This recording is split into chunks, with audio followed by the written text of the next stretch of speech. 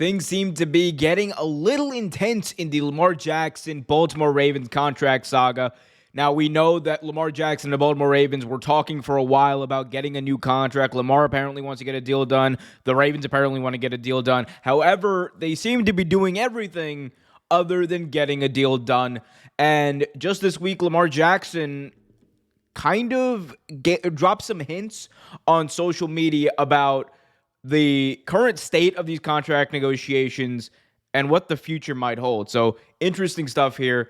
First of all, there was this rumor, there was a report also going around. I don't know how credible that report was considering how much we know about this, but there was this rumor, I will say, going around that the Ravens did in fact offer Lamar Jackson a $250 million fully guaranteed contract.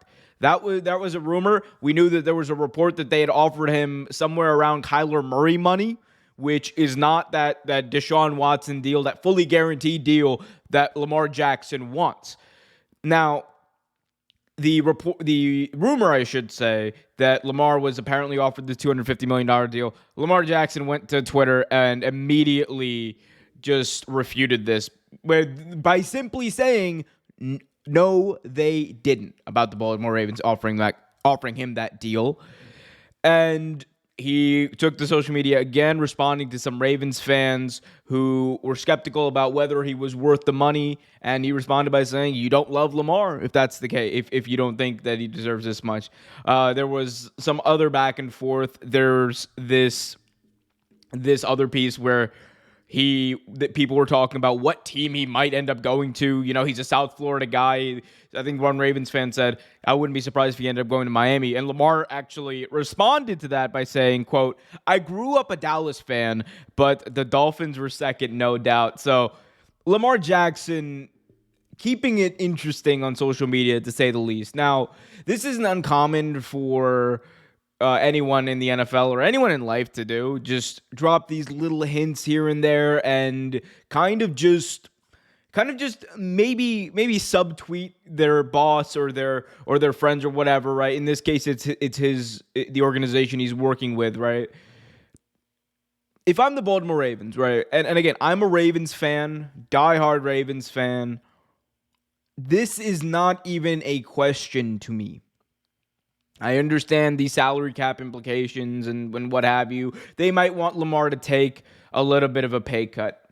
But if I'm the Baltimore Ravens, and I understand what the quarterback market is, right? The quarterback market was set with that Deshaun Watson deal for better or worse. In my opinion, worse because of what Deshaun Watson has done, allegedly.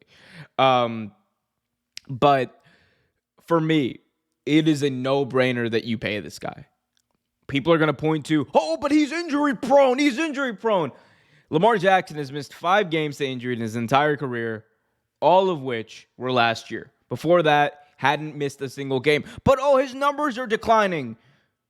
Yeah, he's 2 seasons back from leading the NFL in touchdowns. After the year after he did that by winning the unanimous MVP, he had a Pro Bowl season. He had a great season. Led his team to the playoffs again, 3 years in a row. Last year, when he was starting, had that team at 8-3, number 1 seed, put the team on his back. It was only him. People want to point to, but look at his stats, the 16 touchdowns, 13 interceptions. I don't care. What had that team at 8-3? It wasn't the running game. It was not the running backs. It wasn't that defense that was god-awful. It was Lamar Jackson, game in, game out, bailing that team out by himself. Did he make mistakes along the way? Absolutely. Absolutely. You know why? Because he was playing with some garbage out there. I watched every single Ravens game. I love that team. I love every single player on that team. But man, oh man, there was some not so great football on that field last year at M&T Bank. Trust me, it wasn't that great.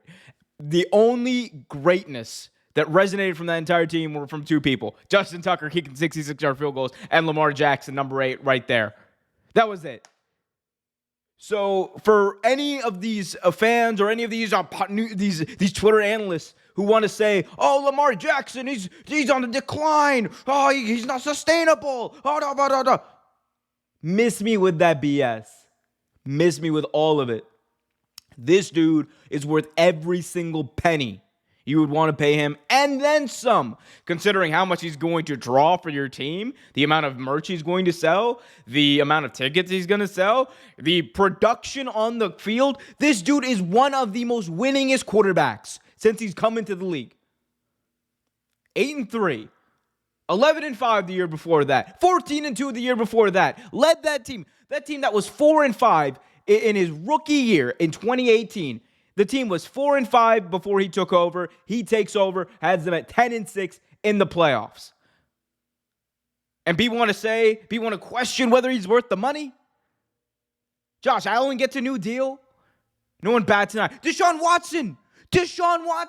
This dude is accused of doing some heinous things.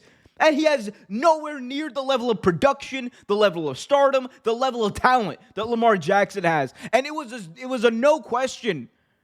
There was virtually no questions asked when it came to, if we take the stuff away, the extracurricular stuff away, is he good enough? Absolutely. He's talented. He's worth it. But we won't say the same about Lamar Jackson? Are you serious? Are you kidding me? The dude wins football games. The dude's productive on the field.